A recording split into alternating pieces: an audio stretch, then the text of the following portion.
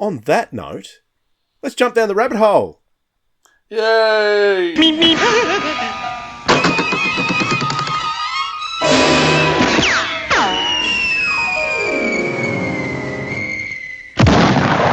Okay, so now that we're in this rabbit hole, we've just had a very sad occasion, the end of the Big Finish monthly range. We're going to talk about during this episode some of the episodes that newbies might come and have a listen to. That's going to be the theme of our episode. But before we do that, now that we're in the rabbit hole, let's talk about some of the standout moments for both of us over the last 22 years of the monthly range. Philip, you go first. You weren't telling me about this. I sprung it on you. Oh, you awful things. So highlights over the last 22 years. Well, the start is certainly a big highlight. And I think the fact they kept going, I really, when the first few episodes were announced, I really wasn't sure it was going to last for long and that people would keep buying. And so the fact that it kept lasting on was pretty exciting. In terms of turning points for me, there's so many, and I'll probably talk about them along the way with this adventure. I think Paul McGann coming was a major step in terms of it suddenly felt like we had new Doctor Who. So as much as I was loving what they were doing with the other Doctors, loving particularly what they were doing with Colin, I think Colin was... I loved him so much. So the TV series, I don't think he was well served with scripts. I don't think he was well served with stories. And then with Big Finish, I fell in love with him. And this suddenly became... I could see Colin Baker could be my favourite Doctor because what they were writing was so well. And then when Paul McGann came on board, then we suddenly had new Doctor Who, and it was new. As far as I was concerned, that was what was right and what was new, because we had nothing else at that time. And once again, when the show came back, it kept going. So I was really excited about that. So that's a couple of key moments for me. What are you thinking about, Dwayne? Well, obviously, we've got to talk about the early years because that was what grabbed us and kept us enthralled right from the start, wasn't it? So I didn't get Sirens of Time when it was released, so it was a couple of years later until I jumped on the Big Finish train, and then even a bit longer after that, when I became a regular subscriber to the monthly range. I was only buying them every now and then, but I think it was when someone loaned me a copy of the Chimes of Midnight was what really pricked my ears up to Big Finish. And even though I did hear Spare Parts at the same time, because those two stories were released around the same time, I did enjoy it. But I think it was Lougarou that really stood out to me as one of the Fifth Doctor stories that had a major impact on me. I thought it was absolutely fabulous. Had, what was her name? Eleanor Bron in that one. And she was in Revelation of the Daleks. We know her from there. Absolutely fantastic story. Because both Spare Parts and Lougarou were written by Mark Platt, weren't they? So Lougarou is probably a standout for me.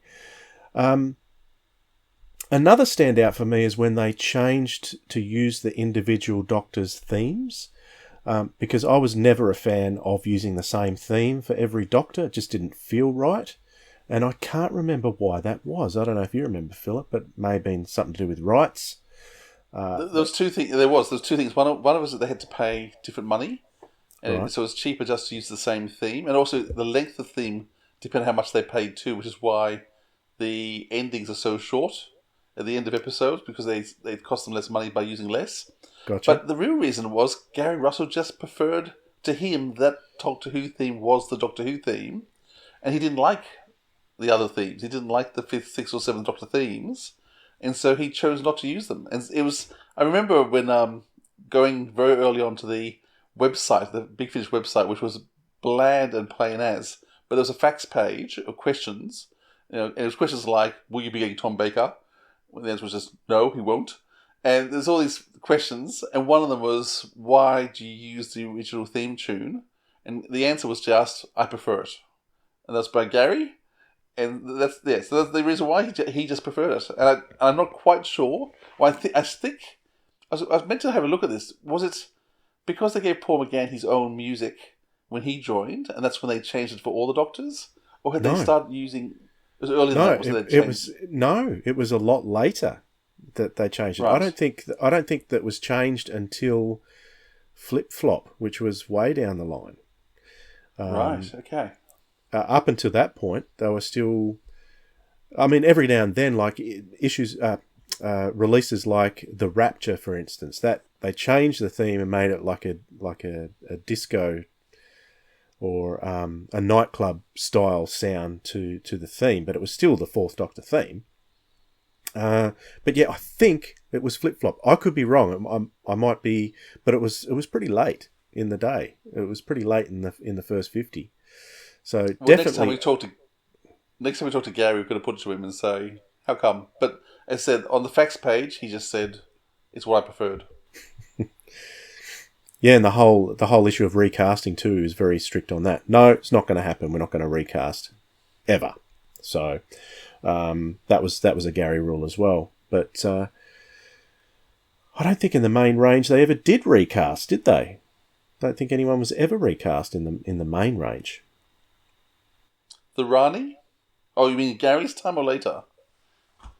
Any time. Like the Rani's kind of different because the Rani's a Time Lord who can regenerate, and the Meddling Monk as well, who turns up. So I can't think off the top of my head. Maybe you can tell us. Let us know. Send us a tweet at Audio Sirens, and put us right with our factual errors and inconsistencies. We're talking off the top of our head, Philip. What do they expect? Some other things too, like Janet Fielding was a big standout moment for me too. That I remember how big that was when The Gathering came out. It was massive, absolutely massive. But not only that, a couple of years later when she came back, I think her first story was called Cobwebs. Is that right? It was. And it ended with a Mara story. So that was an awesome trilogy of stories. That was really, really cool. So to have Janet Fielding back in the cast was excellent. I loved what the main range did with some of the characters, like to get them back together, to get Tegan, Nyssa and Turlough back together, because technically they only had a couple of stories before Nyssa was gone. So what do? What the heck was that? So that's my dog sneezing. I may have to throw him out if he keeps going for too long. That's staying in. That's staying in. All right. Your dog is now famous. I'm glad that was the answer you gave me, because it could have possibly been edited if you gave me a different answer. All right. What else? When they did that whole rebranding thing as well, around release 201, they said we want to make this a jumping on point for new listeners. The stories took a different turn. I was kind of getting a bit tired up to number 200. I don't know why that was, because every time we go back and revisit that era, it's like, oh wow, we've only heard this story once. It's amazing. But I was getting a little bit tired though. But they were doing some interesting things, like teaming up Zoe and Jamie with the Sixth Doctor for one of those trilogies was a great idea. I thought that was fantastic. I think I can think of two of the story titles. Wreck of the Titan was one, and Legend of the Cybermen was another one.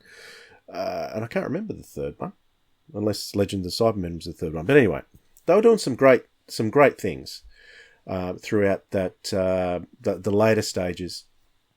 But in the last few years, in particular, I've noticed that the Fifth Doctor stories of late have recently really stood out to me. There was one in particular in the last few years called Ghost Walk, which I really, really enjoyed, because it reminded me of the one time I went to London and I did a Jack the Ripper tour, and it really took me back. So that one always stood out to me for my own personal reasons. But the Fifth Doctor stories, they've been really, really engaging. In the final 75, I don't know who stood out to you in the series, or have they all been the same to you over the last few years? I always look forward to the Sixth Doctor stories the most. Yeah. So I like all his companions. I like how he interacts. So Sixth Doctor for me, all those ones I look forward to the most. Not necessarily the best, because the other stuff comes out and I get pleasantly surprised. I think the Peterloo Massacre was one that... I do think Peter Davison in historic settings is just him. The show didn't do it very often. I think The Visitation took him back. Black Orchid took him back. I'm not sure there's more than that. Time Flight we won't count. But whenever the Big Finish do a historical for Peter Davison, it just works so well. And so, yeah, and I think that's why I think the final episode, the final monthly, with his giving him a historic, worked best for him. So, awesome. yeah, the great shows. It's an end to an era.